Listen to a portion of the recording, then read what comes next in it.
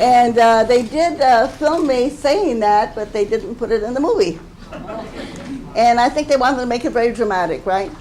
And what happened is before Caesar passed away, I had been on a leave of absence for a couple of months working on a feminization of power campaign to get women to run for Congress and the state legislature, etc.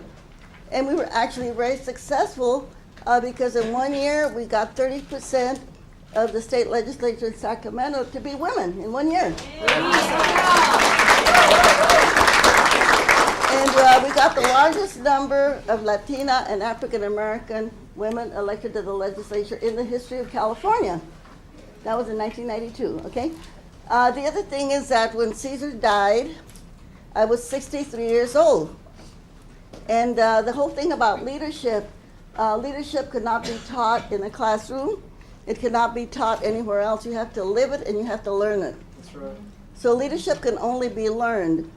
And I felt that at 63 years old, we needed to pass the reins on to a younger person.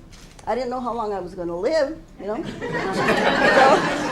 So this is why I advocated for Arturo Rodriguez to be the president of the union, and he still is to this day, okay? Just to set the record straight on that.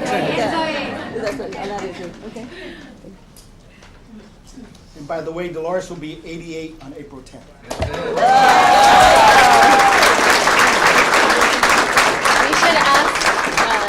You should tell people what Bakersfield residents and Bakersfield voters you want for your birthday on April 10th. Party at your house.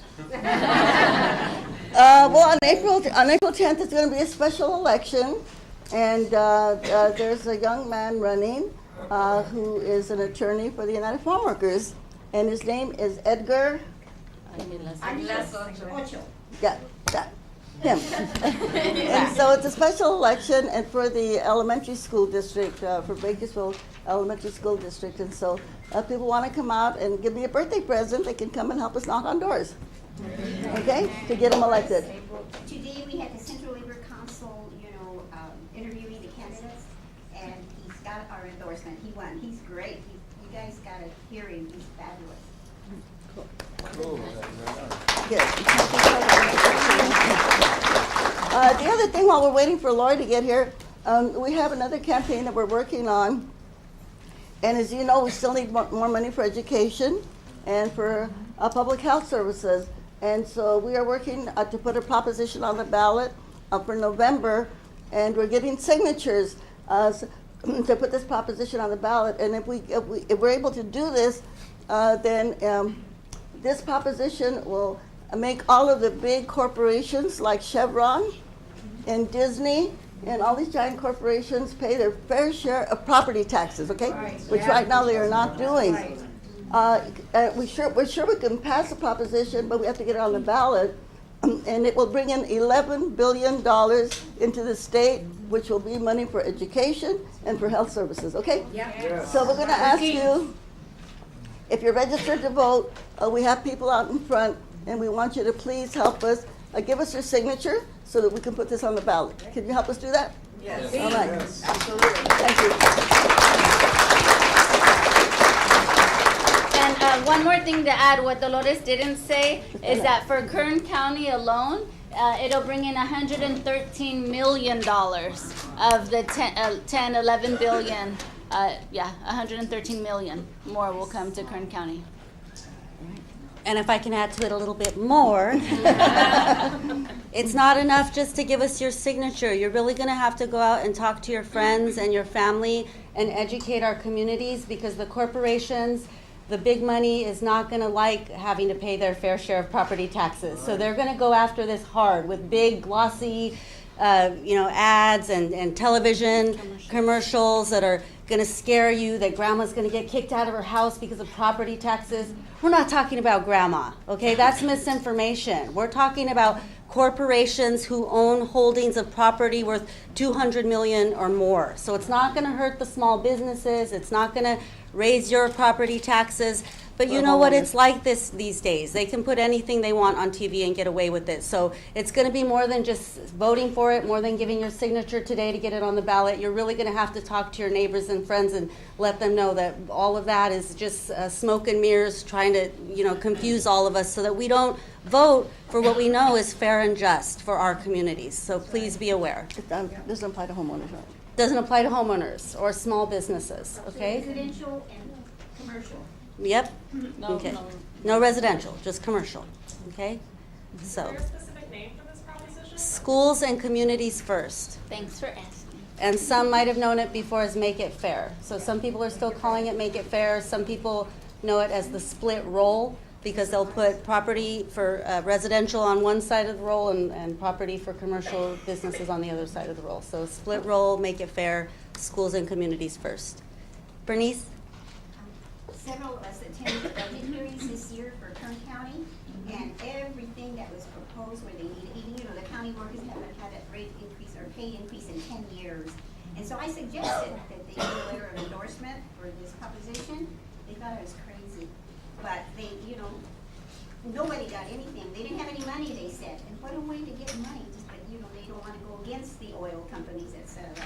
So we need to get new board of supervisors.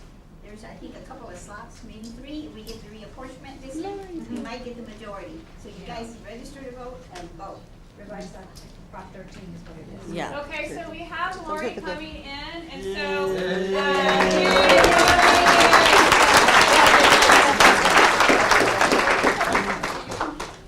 Have to have a brand new defense, right?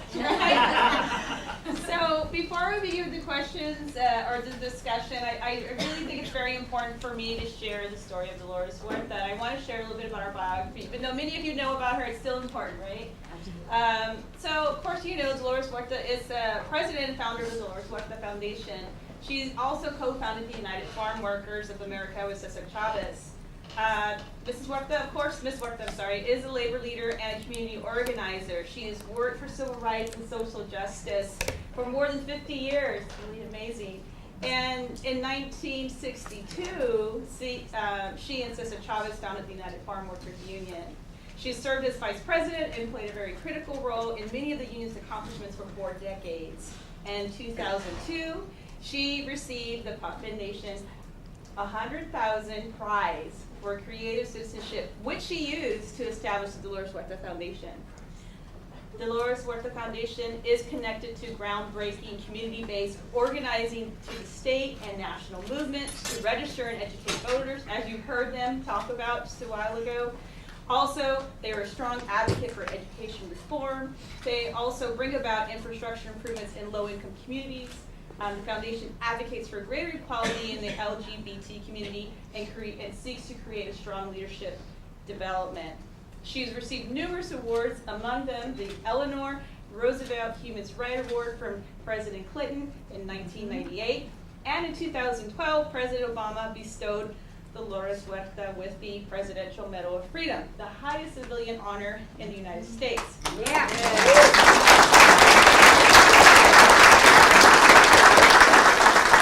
She's here today with her family, Juanita Chavez, Emilio Huerta, Lori De Leon, and Camila Chavez, all who have played a role in the Dolores Huerta Foundation and have also continued in the fight for social justice and civil rights issues. As a former journalist, someone who has dealt with her family and interviewed her for many, many times over the years, it is quite an honor for me to welcome her to Bakersfield College. So with that, I do want to, again, thank you for being here, for taking the time to address this talk and reflect on the film. So Professor Mendoza will have a question to share. We'll start it off with a question or two, and then we'll take some from the crowd. If you just kindly raise your hand, we'll try to take as much as we can. We want to pretty much wrap up within the hour so that we have some time, because I know probably many of you want to be able to greet her and say hello to her, and I know she's been gracious over time to do so. So with that, I'll let you start the question first. Thank you. Thank you. So I watched the film. I had the pleasure of watching the film at the Maya, and we watched it again today. And every time I watch it, I learn something new about Dolores and her family, the sacrifice that you guys have made for the community. The question that I had to start off our discussion is, after watching the film or creating the film, why now? Why was it the time to tell your story for the family and for Dolores? Well, I had been approached several times by other movie makers who wanted to do either a narrative or documentary. I just felt that I wasn't ready. But when Carlos Santana called, and he had been a supporter not only of the United Farm Workers, he did picket lines and, raised money for the UFW and also for my foundation. When we started my foundation, he did a concert for us. He gave us all the money for the concert, $200,000 for our foundation. And so I could not say no to Carlos, right? I couldn't say no to him, and that's how it happened. And it took him several years to make the film. It took almost 4 years. But then the fact that he also asked Peter Bratt to do the film, right? And there's a family, like a history that we have with the Bratt family. And Peter Bratt is Benjamin Bratt's brother, who's, just got the Oscar for Coco, because he's one of the voices. And also, if you haven't seen their other film that they did, Benjamin and Peter, called La Misión. If you haven't seen that, please look it up. Okay, you can get it on Netflix. It's a really important movie that all Latinos need to see that movie. Okay. But if I can also add, if you're wondering why Carlos Santana said, why is the time now? It's because he got a message from his mother. And we don't know if that was a message from the spiritual world, but he said you have to honor this woman and bring light to the earth, bring light to the world and show her story. So it was a message that he got from his mother. For the children, can you share upon reflection how your mom's involvement has shaped your life and had an impact on you? I'm the oldest one here, so I guess I'll go first. The impact, has had its ups and downs. When we were in Stockton, as it was stated in the movie, we had a lot of family. We're surrounded by a lot of family. So in her early organizing years in Stockton, we had some, family to hang out with, and then if I wanted to see my mother, all I had to do was, walk, 2 blocks to the office, and then, I could see her while she was working with the CSO, and just sit there while she, tended to the farm workers who would come in the door, and then walk another 2 blocks to go to my grandmother's hotel that, we grew up in. But when we came to Delano, basically we had a camaraderie established with, the Chavez family, and Cesar had 8 children. And so, that kind of became our second family, because, my mother and Cesar were off and running. And, we had known them from their early years working in LA with the CSO. And so we all knew when we left the CSO in LA, we'd all come back together, at one time, and because they, decided then that they were going to organize farm workers. And so it was in Delano that, we all reunited.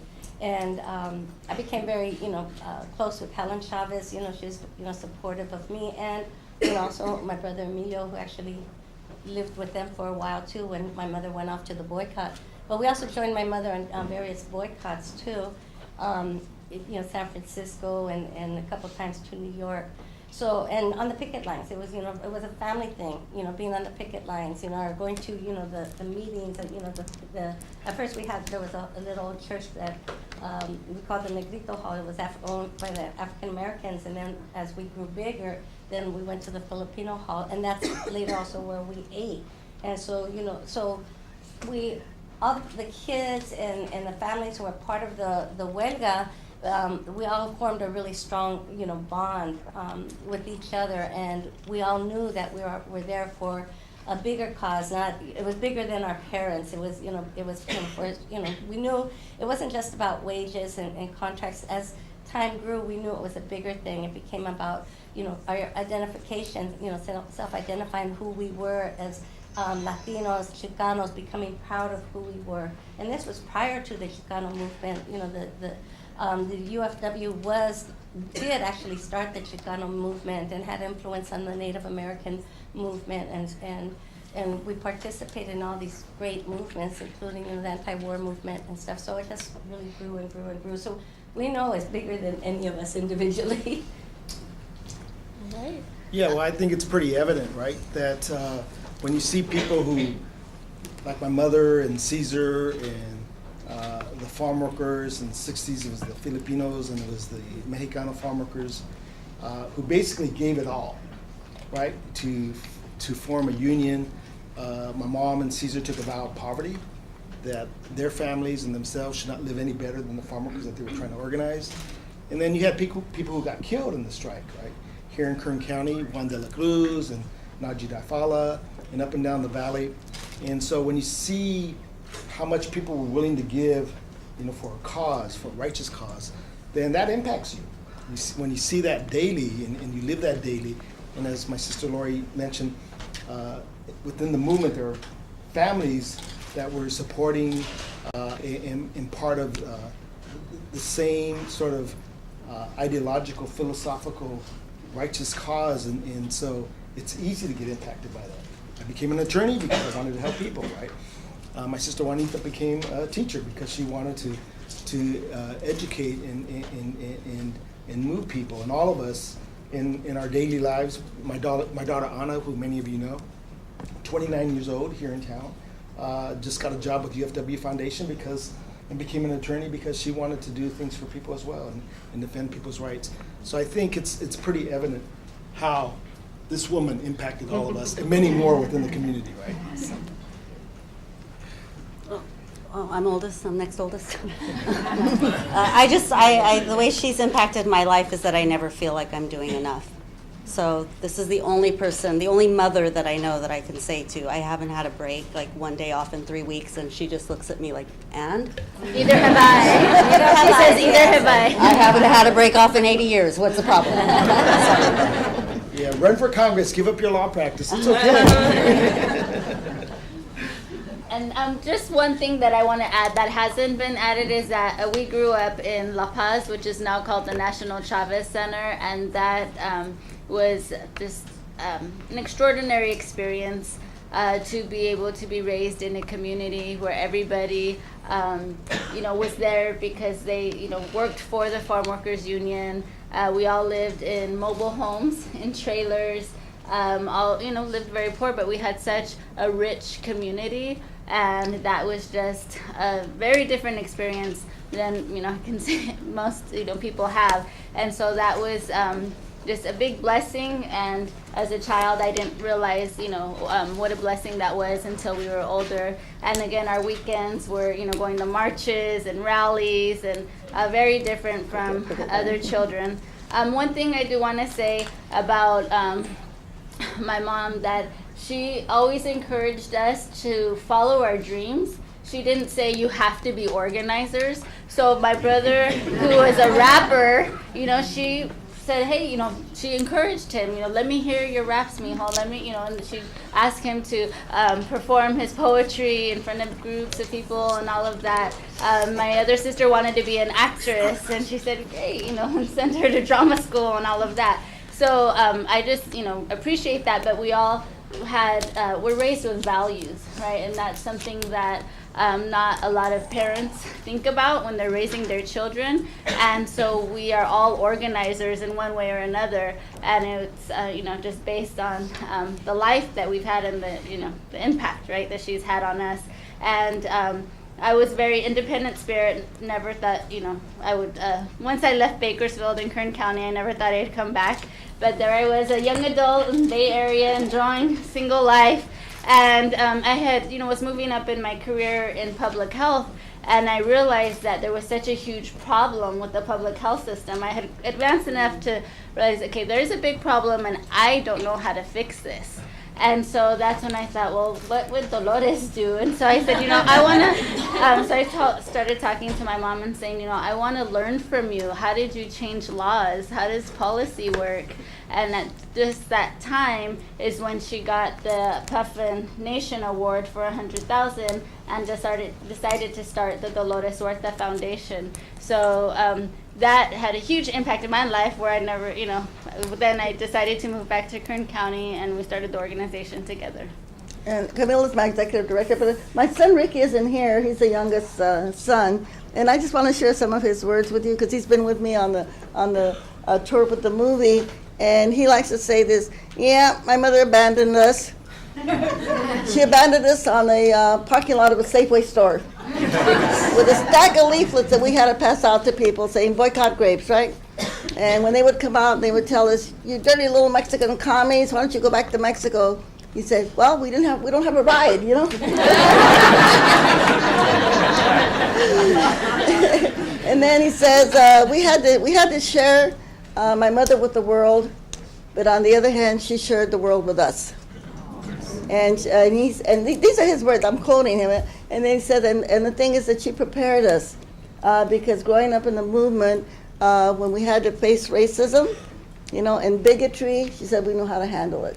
And so these are his words too, but I also say these same words, is that we encourage everybody to take your children, your little brothers and sisters, nieces and nephews, take them with you to marches and take them to picket lines because then they grow up in the movement.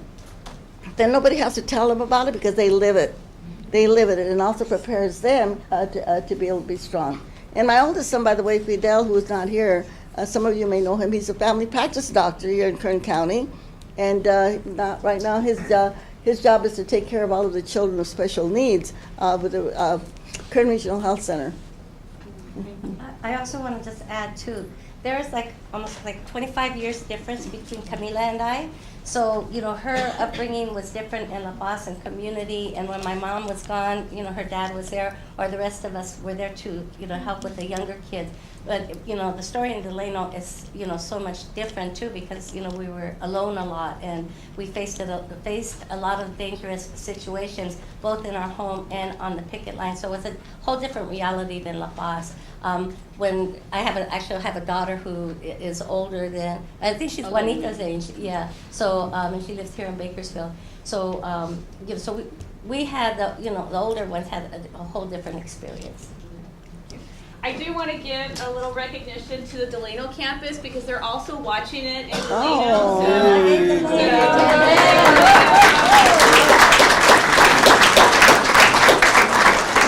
Thank you, Professor Michelle Hart, and also Allison Birch, who is the faculty librarian at the Delano campus and making it possible for the students to watch there. They may be texting us for questions, but it actually is timely. So if you have any questions, please raise your hand. We will try to go in the order that we see fit.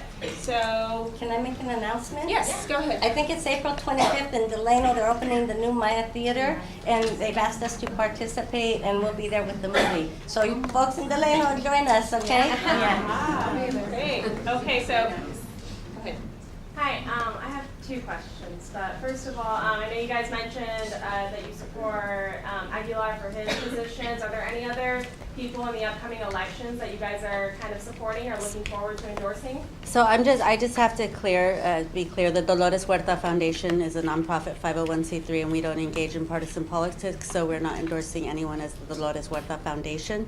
But everyone on here has their own individual preferences, so if you're asking you guys, you're asking us as Or individuals. do you want to ask Dolores? Yeah, because She's not an employee of the foundation, and when she's out and doing her thing, she's out doing her thing, right? well, I'm a full-time volunteer for the foundation. I don't take any money from the foundation because I am very political. All of my honorariums that I get with my speaking at colleges, all that money goes to the foundation. And so I don't take any money from the foundation. If you want to know how I support myself, you saw the movie. You saw me get beat up by the police in San Francisco. Because of that beating, I get $2,000 a month until I die. Okay? but I am endorsing Senator Feinstein for the Senate. Senator Feinstein is somebody that we really need. She's on the Judiciary Committee. She's a senior Democrat. And in these trying times that we find ourselves in, we need Dianne Feinstein to be there. And I've known Dianne since she supported the farm workers in the Great Boycott way back there when we started and had our strikes when nobody else was there with us. She was there with us. And She's been a very good supporter, and as you know, she's very big on the whole issue of gun control, because she became supervisor when Moscone was killed and Harvey Milk was killed. So that's one of her big issues. And then my second question. And also, could I add one other person, Tony Thurman, who's running for the Board of Education. That's going to be a very, very important race for all of us, because the people that are running against him, and they're going to spend millions of dollars to try to privatize education in the state of California. And so I think if we want public education, we've got to get an advocate that's really going to fight for it. And Tony Thurman, he's in the Assembly now. He's the head of the Education Committee, and that's a really important race that all of us have to think about. My second question was for Emilio. Since your decision to leave the congressional race, there's been some rumors about you maybe wanting to get involved in the Board of Supervisors here in Kern County, or maybe get involved in some local government. Is there any chance of that? No, running for office once a year is plenty, believe me. But no, I think that there's a lot of well-qualified candidates in the Northern Kern area that would certainly qualify to represent the Latino community in Northern Kern. So that's not an interest I have. What my interest is at this point is building an organization that will support candidates who want to run for office who just don't have the resources. And that's a big problem, because we're up against big money. And if we don't have the resources to really launch an effective campaign, then we will never have representatives that reflect our values and the values of the community. So that's what I will be doing going forward as well. And then to answer your first question, we want to support good Democrats that support comprehensive immigration reform, that stand up for dreamers, right? Because we know that dreamers come to this country not only to seek the American dream, but they help each of us achieve our American dream. And that's why we want to support those candidates that really support immigration reform. And feminists who stand up for women's rights and a women's right to choose. LGBT rights. And LGBT rights. Yeah. So we had a question over here with Emmanuel. He's actually one of our machistas who actually came up and helped set up. So thank you very much. Yeah, But I'll thank let you. you answer your question. So my question is about the history of California. I know here at the college level it's being taught, but when I was in grade school, which was over 20 years ago, this part of the civil rights movement was not taught in social studies. And I want to know, is there a reason for that, and how can we change that? Could I answer that? Yeah, well, I believe that a lot of what is left out of school books is the reason that we are in the pickle that we're in right now in the United States of America, because it has never been taught in our school books what the contributions have been of people of color, and starting with Native Americans, who really, we've never thanked them or compensated them for the land that we took. And the people from the African American slaves that built the White House and the Congress, that's never been taught. That's not taught in our school books. And what the contributions of the people from Mexico that tilled the fields and built the railroads, and people from Japan and China, the Philippines, people from India that built the infrastructure of the United States of America. And as long as that is not taught, then we have this abysmal ignorance in our society towards people of color. And our children will never get the kind of respect that they deserve for what their people did to build this country. And our white children, our Anglo children, will have that poison of white privilege and white supremacy, because they do not know the history either. And so this is why a lot of this has not been taught. And as you know, and you saw in the movie about ethnic studies, how they took that out of the classrooms in Arizona, guess what? They have to put it back, right? Because they lost the case when teachers and students there filed a lawsuit, and now they have to put ethnic studies back. But we need ethnic studies starting with kindergarten. Pre-kindergarten, and labor studies, and women's studies, and the contribution of gay people to, and labor unions, contributions to our society. Right. So one of the things that I'm going to be working on, and Mr. Tamsey's here, Jay Tamsey, the president of the Hispanic Chamber of Commerce and the Filipino Association in Delano. There he is, right there. Give my hand, everybody. Mr. Tamsey and I are going to be working on establishing Kern County's first multicultural center, so that we can have a place in this county that where people can go and learn about the history of all the different ethnic groups that have contributed to our economy and the success of Kern County. All those nationalities and all those races that my mother mentioned, including the Okies, right? When the Okies first came to Kern County, they were true blue Democrats, and they changed. But again, a lot of the racism that is taking place not only within our own community but throughout the country is based upon ignorance, and we know that.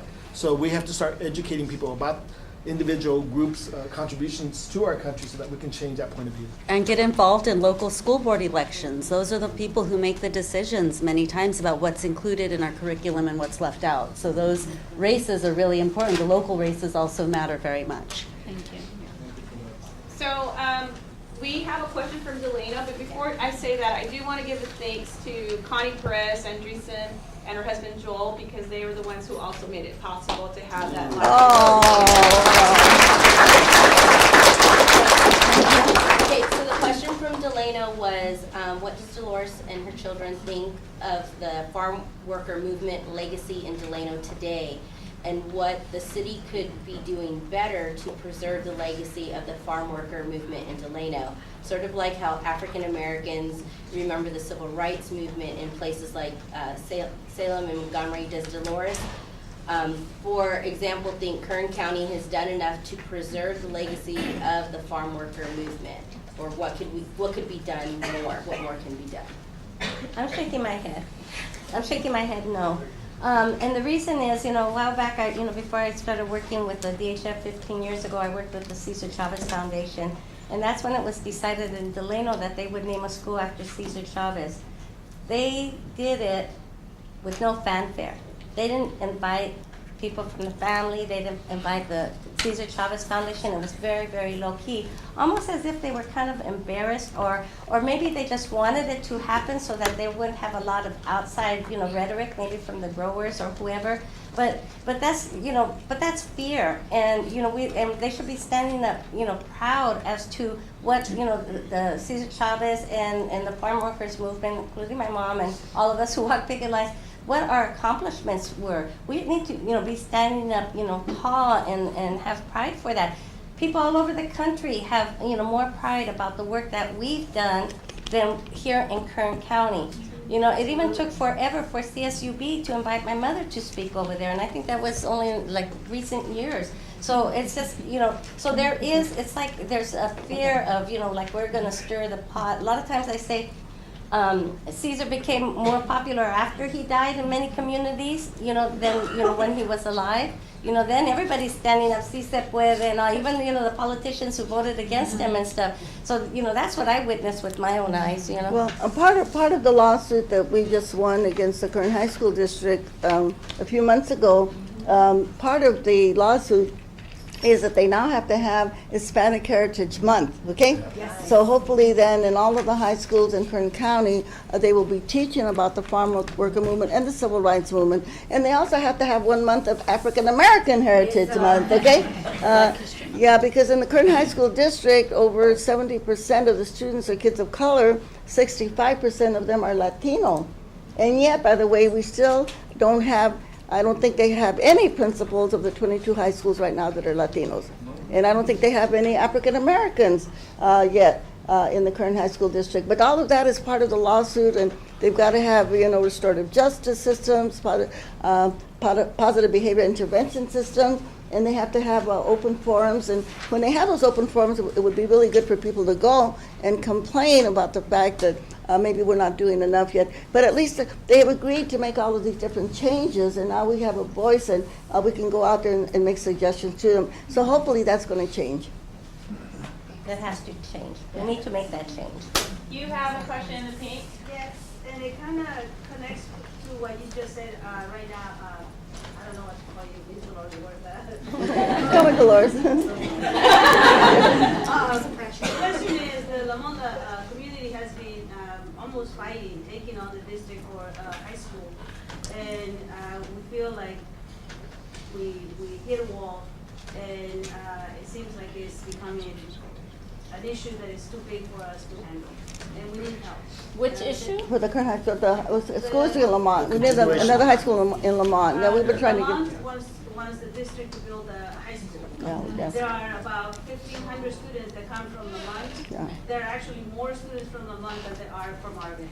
And I feel that, I used to teach Arvin High, and I feel that these kids deserve a school. They deserve their own community school in its time. Yes. And so I beg for all of you to help us with this, because we have done everything that we could. We have been there in the district, and every time we go there, they give us a different excuse. Yeah, We don't know what else to do. Yeah, we've been gathering signatures for that ourselves. We've been part of that whole effort to get the other high school there. So they still have a long way to go. The other good thing that happened, as you may know, we just won another lawsuit against the Board of Supervisors, okay? Because when they did the redistricting, what they did is they robbed us of another representation of a person of color. And what they did is they put Delano, you all know where Delano is, right? 65,000 people, they put Delano in with Ridgecrest. You know, but there's nothing in common between Ridgecrest and Delano. So we filed a lawsuit with the Mexican American Legal Defense Fund, and we just won the lawsuit. And so now they have to make new lines, and the judge has ordered them to make new lines between now and March the 22nd, I believe. I may be wrong on the date. And so he's told them to work together. They've assigned another special judge to help them make new lines. And so hopefully somebody like Milo said from North County, will be Delano, Shafter, Wasco, that area there will run for the new seat for the Board of Supervisors. So then we'll have, right now we only have one woman, Leticia Perez, one Latina on the Board of Supervisors, right? And hopefully after those new lines are drawn, and hopefully it will be by November. But for the November election, we'll have another position open for a person of color. So, and just how that's related back to your point with the Lamont High School is that then Kern High School District followed suit. They don't want to be sued, so just last week they announced that they will also redraw the lines. So this is an opportunity to actually get new board members. And I just want to remind everybody, that's how important these seats are, right? A lot of people think, well, one vote doesn't matter, and and it's like we all of us who are eligible to vote, it is our duty to represent those that can't, and that's how we're going to change that. That's how Lamont's going to get their high school, is by voting in new board members on that school board district. And by the way, she didn't mention that after they met with our attorneys, they decided they better make some new lines, okay? So just so we have to remember, Trump is not the only one who can build walls. We can build walls too. If you hit up against a wall where what you want is not happening, get rid of that wall and let's build a new wall with people who elect we elect that represent our interests and our communities. I want to say, to chime in on this conversation, is that there's a lot of young people in this room. I want to say that our mayor of Arvin, the mayor of Arvin, came out of the Dolores Huerta Foundation Youth Group. He was one of the youngest mayors voted in the state of California, and he's in his second term right now. He's very good and progressive.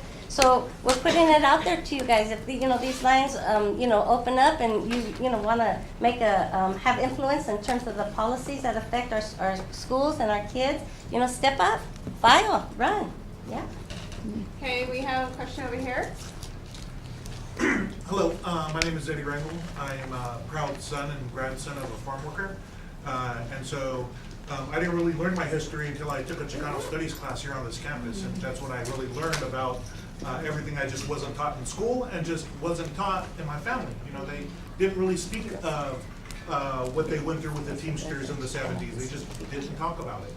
But anyways, I'm a computer science professor here on campus now, and I really try to bridge technology with social issues. How do you see the 21st century farm worker movement evolve and use technology to accomplish some of its goals? Can I talk about? Yeah. So with the DHF, we just Dolores Huerta Foundation. We launched into something that we weren't familiar with at all, and that's GIS, a geoinformational Geographic information system. Yes, and so. We are working with consultants. We actually have a full-time GIS coordinator. And when it came to the Board of Supervisors maps, we were actually able to create maps and take them to the Board of Supervisors and say, look, we can create maps, and we're a small team. We don't have a whole lot of experience, but here's a map, and it meets all of the requirements. So if we can do it, you can do it also.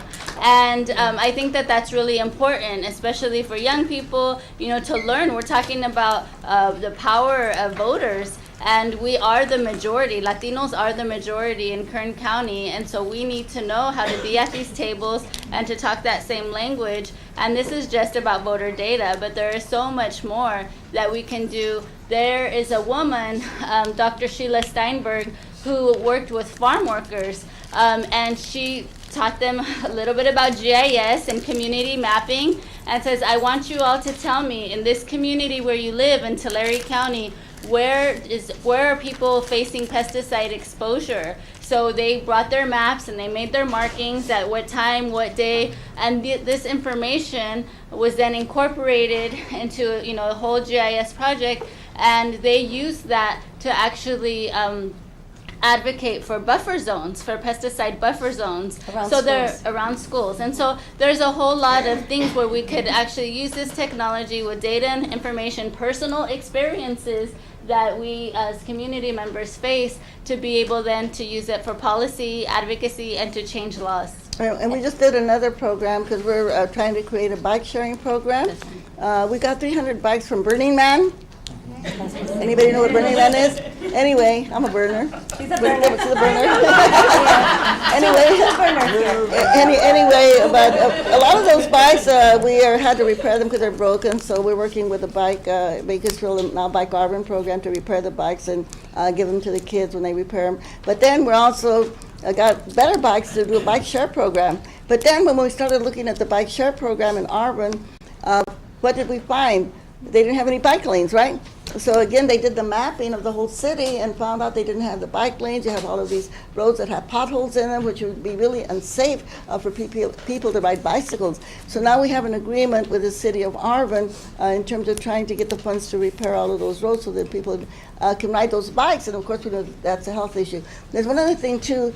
We are doing a lot of work on all of these school districts, because you may not know this, but 40% of the school districts that have the highest expulsion rates of kids are in the Central Valley. Yep.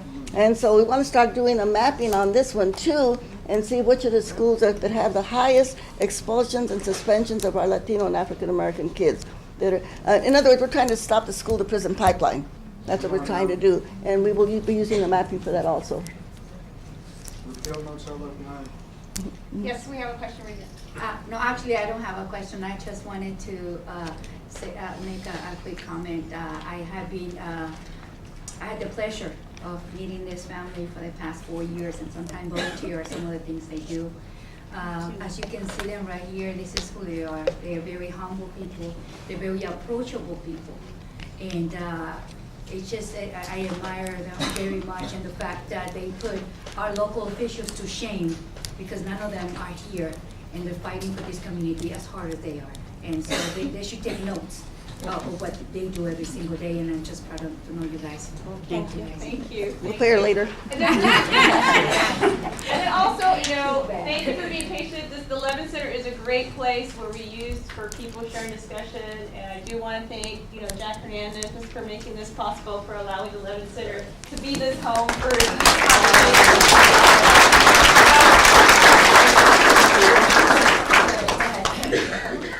So, I've met you, Dolores, before, and just like that first time, I'm really nervous right now. So, first of all, gracias, because you're one of my personal heroes, along with Angela Davis, who was in the document. And my question for you was initially about Hillary Clinton, but since you just endorsed Senator Feinstein, we'll just replace Hillary with Ms. Feinstein.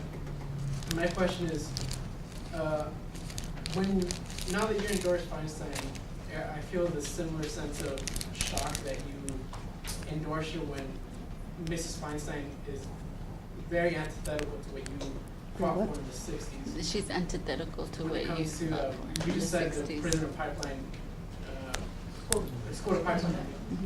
And she isn't even in favor of decriminalizing, let alone legalizing marijuana. She's not in favor. And she's not in favor of Decriminalizing single-payer healthcare. or single-payer And, I could go down the list, so I was wondering why it was that you endorsed Mrs. Feinstein over the other candidates. Can you hear? Kevin DeBeon? Why are you endorsing Feinstein over Kevin? Well, I have issues with Kevin, and you know, he has done some things that are not very ethical in terms of double-crossing people that endorsed him, like the labor unions in Los Angeles that really helped him get elected to the assembly when he was running against Cesar Chavez's granddaughter, Cristina Chavez, but not because he was running against Cristina, but the labor unions endorsed him, and one of the unions that endorsed him was Unite Here, that represents the casino workers. And when he got elected to the assembly, and the bill came up in the assembly so the casino workers could have the right to organize, he voted against it. He voted against the people that got him elected. More recently, we had to picket him on a workers' comp bill. Then one of my dear good friends, Mike Honda, Japanese guy who was in the Congress, he had a perfect voting record on labor, women's issues, LGBT issues, environment. And Kevin organized the Latino caucus to go against Mike Honda because the guy that was running against Mike had a lot of money. So there's some issues with Kevin, and I told Kevin, you know, why I don't support him, and he knows why. So, And I said to Kevin, well, why don't you wait till Diane steps down, you know? And he said, well, the governor then may appoint somebody else. And then I said, well, don't you think you're worthy of an appointment? He wouldn't answer. The other thing, too, is that most recently, as you know, there's a big scandal up in Sacramento about sexual harassment. Well, Kevin De Leon, being the Senator Pro Tem, is also the head of Rules Committee.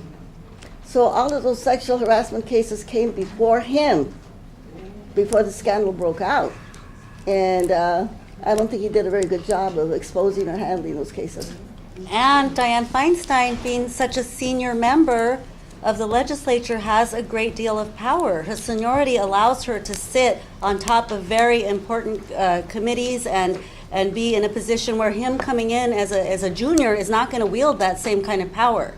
So she has definitely a position of strength, and I think should be there as long as an individual, I think she should be there as long as she can. Especially when you're talking about possible impeachment proceedings that might be coming up. so, For the sake of time, we need to move forward with other questions. There's gonna be time after. You'll be able to talk to her afterwards. Okay, I think we had your hand raised for a while. Go ahead. Hi, my name's Tracy, and I'm very active in the local Democratic Party here. I work on a number of campaigns, and I'm very active in voter engagement projects. And I know, voting is the most basic, powerful thing we can do to make change in this country. But Democrats don't vote as regularly as Republicans. And what advice do you have for someone like me, other people who are trying to make that difference in canvassing and going door to door, especially when it comes to the Latino vote? Give 5 people to come with you and go canvassing and go door to door. If everyone who cares brought 5 or 10 people, we could hit every door. Okay, I will say what we're doing, and that we are part of a statewide alliance called California Calls, and that we are implementing an integrated voter engagement approach, and that means that unlike most candidates who only visit voters during election season, that for us it's about keeping a year-round consistent relationship with voters. So DHF has established a voter base of over 20,000 voters in Kern County alone. That's because we call them every couple of months. We knock on their doors. They know who DHF is, and when we are there to give them information and get information from them, we have established that trust. So that's number one, in keeping that consistent, and I wish that the parties would do the same. Unfortunately, that's, it's hard with campaigns because they only want to, dump money in during election season. The other is that, there is such a high culture of apathy I mean, it's just so hard to register voters. Dolores talks about the good old days when they used to go into a community and they'd register thousands upon thousands of voters in a very short amount of time.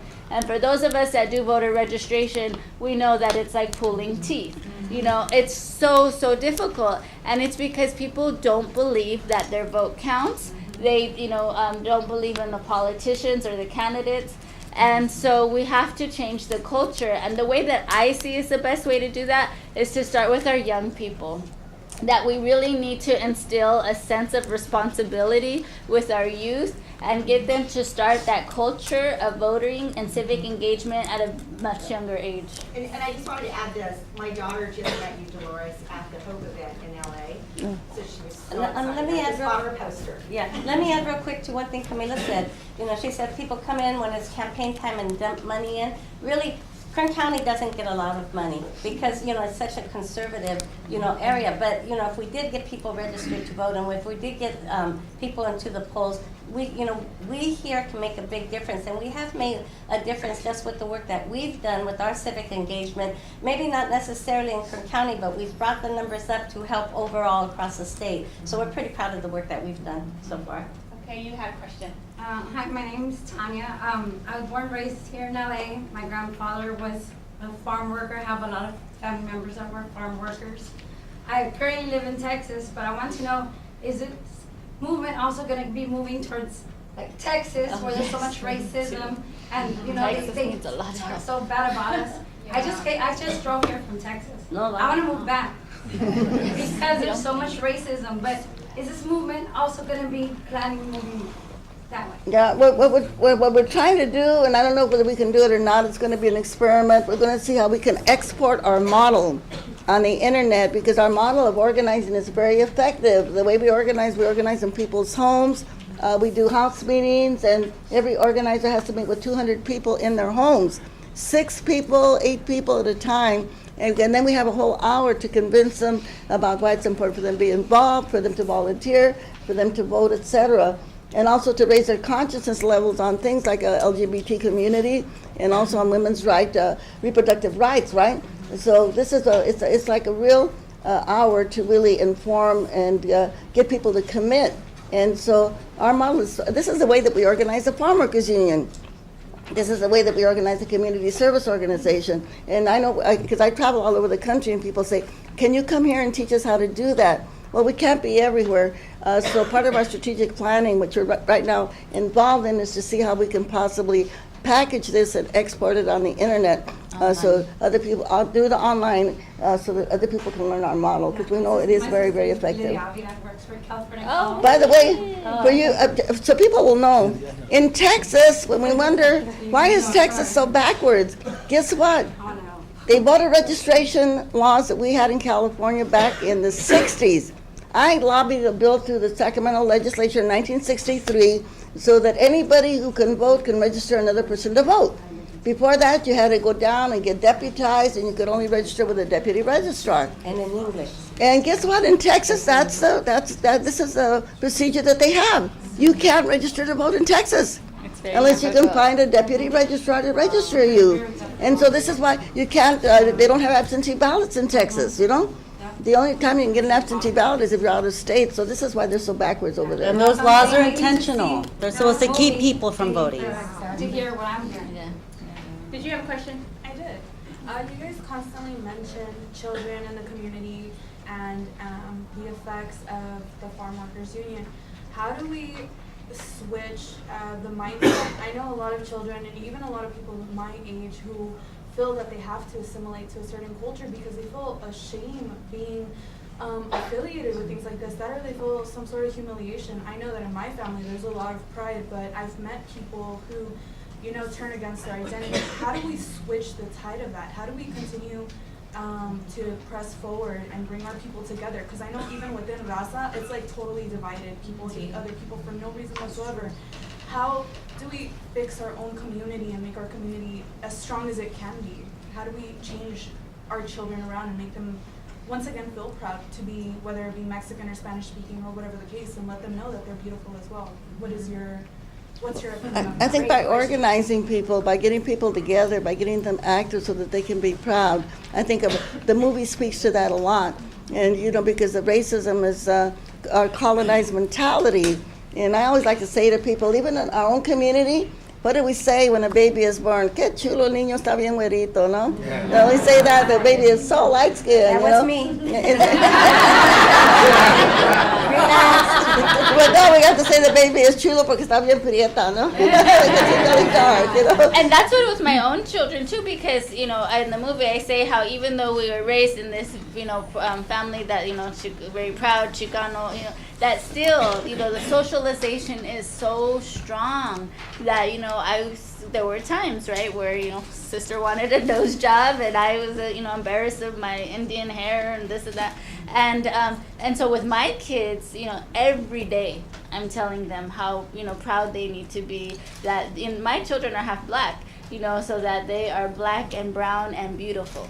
I tell them that every day because every day I know they're getting 10 times more messages telling them that they're not beautiful. And my daughter is as well. Yeah, but I think the other way you can do it as well.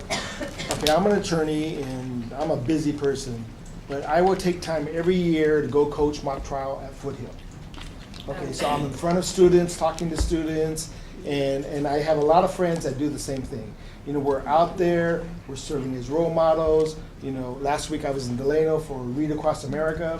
I think they booked me to speak to 5 classes. I couldn't get off the campus, right? But you know, it's volunteering, it's getting out there in front, right? Because, you know, we have a lot of college students here. I know when I was a kid, it's like going to college was like, wow, unachievable. That was, you know, my brother was going to be a doctor. I could never be as smart as that guy, so why even try? I was going to be a printer. All right. But, you know, I think it's having those role models out there and showing people, look at you should have pride in who we are in this community and what we're doing in this community and the impact that we can have in this community, right?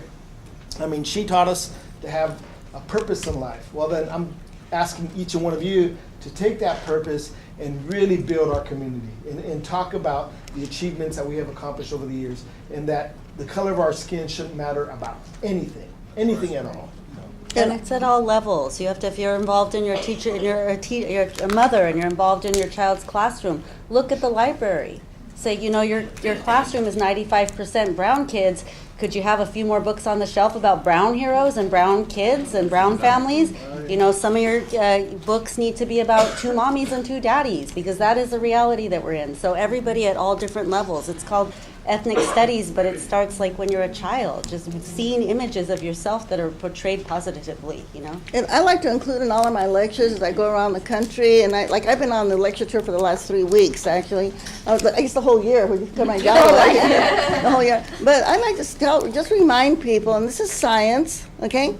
This is science, that we only have one human family. Our human race is Homo sapiens, right? We have a lot of teachers here in the room. I think we have to constantly remind people, we only have one human race, and that's Homo sapiens. And where did our race begin? Where did our race begin? Somebody shout it out. Africa, right? And our human race traveled across the planet, went to Asia, people got lighter in skin, came down to the Bering Strait to the Americas. One of our tribes got lost. They went way up north where it's really cold and they lost their color, you know?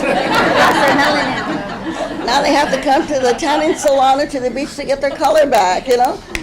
So, you know, we are all Africans of different shades and colors.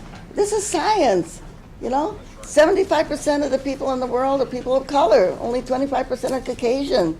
And if we can remember that we are one human family. And then that way, there's no reason why we should hate each other because of the color of our skin, you know? It's ridiculous. And I just like to say that to David Duke and the KKK and all those alt-right neo-Nazis, get over it, you're Africans, okay?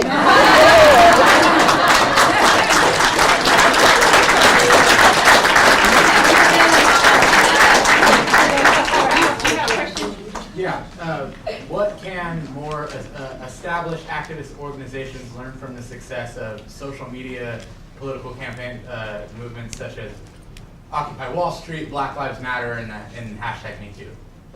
Well, I think all of the social media is awesome to be able to mobilize people. Once we're on the same page, like Black Lives Matter, the Me Too movement. But if you think of the Occupy movement, it made a big splash, right? And it brought awareness about the 1%, having all of the wealth and the 99% not having it. But then where are they now? Where is Occupy now? So you've got to, at some point, think about building an organization so that the work can continue. And so if we look back on the 60s, you had the organizations that were just barely starting, like the Chicano movement, the environmental movement, the women's movement, the LGBT movement. These are organizations that are still here because they structured organization. So I think the mobilization is awesome, that it can happen, but you also need to have some kind of structure so that you will have an organization. The United Farm Workers, we started organizing in 1962. Cesar and myself, so that's over 50 years ago. So that's, that organization is still around. And even with our own organization, we're going to celebrate the Dolores Huerta Foundation. We're going to be celebrating our quinceañera, our 15 years. So it takes that you've got to come back to the ground level and build a structure so that organizations can continue. So it's not just an issue, and then when the issue is gone, the organization falls apart. On that note, I want to introduce Veronica Felix because she was our first organizer that we hired in 2004.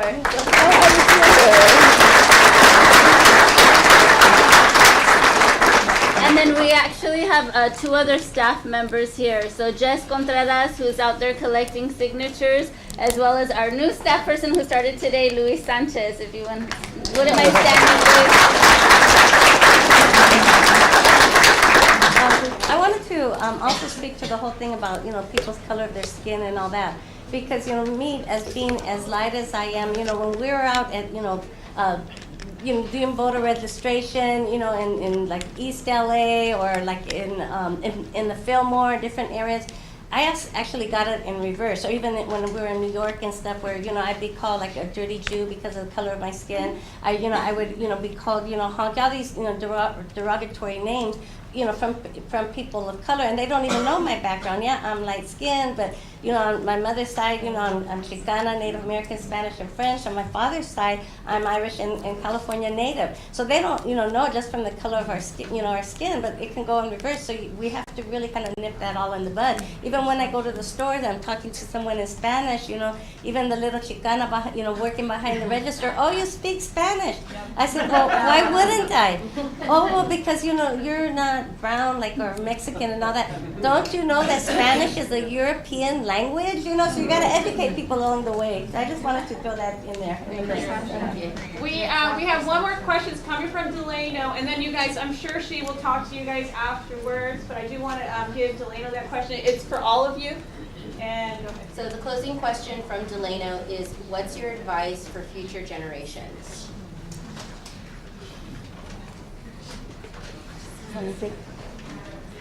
You're the oldest, Lori.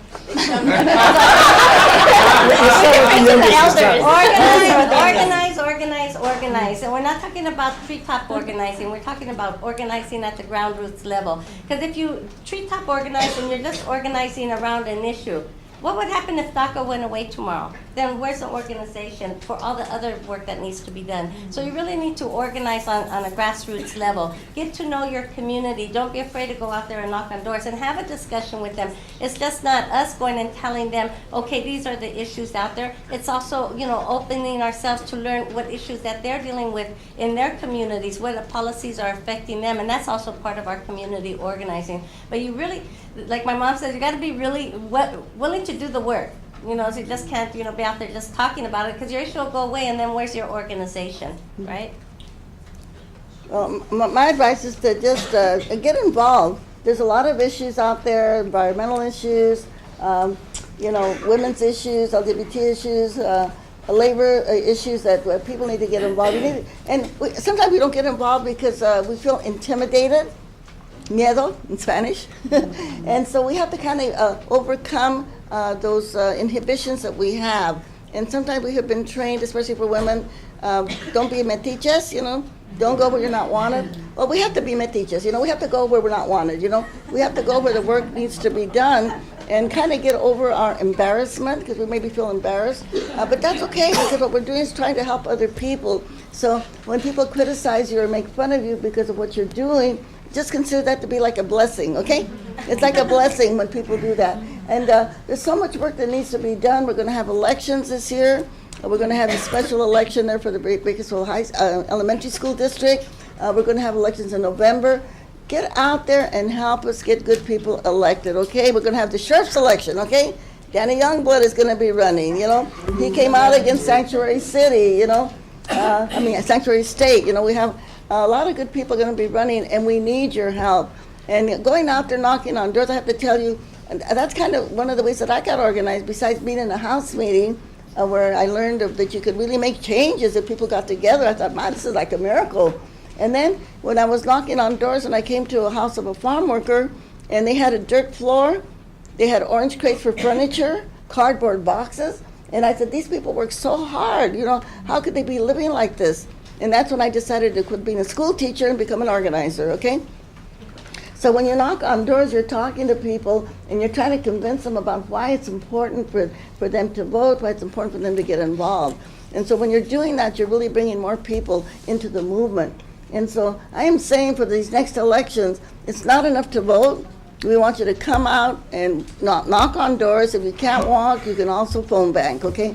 Because we can make, we will make the difference to make sure we get somebody elected good to the Congress, to the Senate, you know, to our city council, to our sheriff's office, okay? You know, really get good people elected. We have the power to do it. In fact, we're going to end that way, right? Okay, and if you can come volunteer with us, we have a lot going on at Dolores Huerta Foundation, and we can make it real easy with your cell phone. Go to joindhf.org. Joindhf.org. Give us your contact info. We'll keep you updated. We don't send a ton of emails, but we do want to keep you informed about what's happening and how you can get involved. And we take interns too. And So anybody wants to intern? we need to gather 900,000 signatures by April 24th for this initiative called Schools and Communities First to be on the ballot. We're not going to collect those with, you know, the few staff members that we have. It's really going to take volunteers. And so my advice to the future generations is Dolores Huerta and Cesar Chavez are not Dolores Huerta and Cesar Chavez and what they accomplished because they did it on their own. It took millions of people rallying around and joining together, being convinced to be a part of the movement to make the all changes in social justice have happened because many people got together to make the work happen. So if you're sitting there thinking, that's not for me, someone else will take care of it, they won't. It is you. We all have to do our part. And it doesn't have to be everyone, you know, working every single day of the year. You do what you can. You give what you can, but every single little bit helps. And we have to work together. And we're not going to always be able to do that, okay? We have to build coalitions. You're not going to be able to work on every issue with every group, okay? We're going to have a hard time making allies with some of our friends in religion when it comes to the pro-choice issue.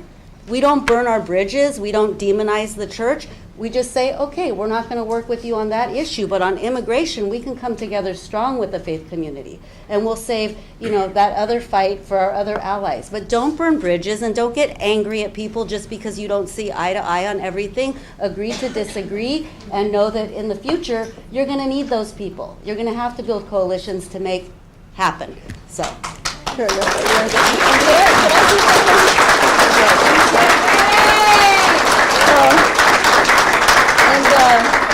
we have people from the Young Democrats here, and you can join the Democratic Party, or if you want to join the Republican Party and take it over, that's cool too, you know? Or the Green Party, you know, one of the parties, the main thing is to really get involved in something, you know, and that's the important thing. And I know people, students especially, you have so much homework. Teachers should give them credit, okay, for coming out knocking on doors, please, all you teachers out here. That would be very important. But the one thing I wanted to say, when we started organizing the farm workers, people would say to Cesar and myself, how are you going to organize the farm workers? They don't speak English. They're not citizens. They don't have any money, you know? How can you organize them? And we would say, you know what? they have power. And that's what we said to the workers. You have power. You have power.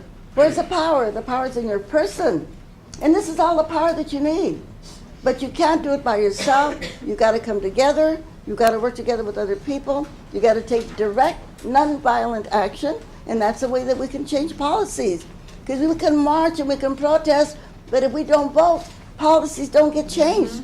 It's only by sitting on those boards where they make the decisions, right, that policies get changed. And so that's why it's so important that people get involved. And so I'm going to ask all of you the question, and I know you know the answer, but I'll give you a hint. Okay? I'm going to ask you who's got the power, and I want you to say, we've got the power. And when I say, I'm going to ask you what kind of power, I want you to say people power, okay? But I want you to shout it. We can shout, right? Okay. So they can hear us in Delano, right? No. Not only in Delano, we want the people in Delano to do this also, because we want the alt-right and the neo-Nazis to hear us, okay? Okay? We got to end the racism and the homophobia, the misogyny, and all of that. We got to get rid of it, okay? So I'm going to ask you now, and I want you to shout really loud, okay? Who's got the power? We got the power! What kind of power? People power! Okay, I'm going to ask the question again, but the second time I want you to say voting power, right? Voting power. By the way, we need a lot of people to help us get those signatures, those petitions, so if you can help us do that too, please volunteer outside, okay? Let's go one more time. Who's got the power? We got the power! What kind of power? Voting power! Are we going to get out there? Are we going to organize? Are we going to talk to folks to help us get this power and be sure that we get good people elected in November? What do we say? ¿Se puede o no se puede? Sí, se puede! That means yes, we can, for those of you that are bilingually So let's all do it together with an organized hand clap. All together, let's go. Sí, se puede! Sí, se puede!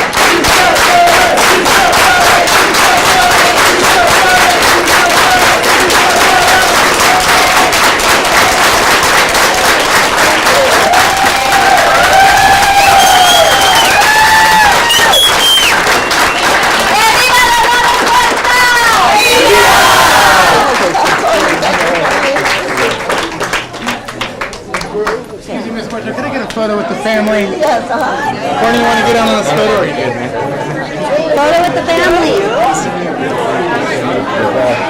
I'm with the marketing department at DC.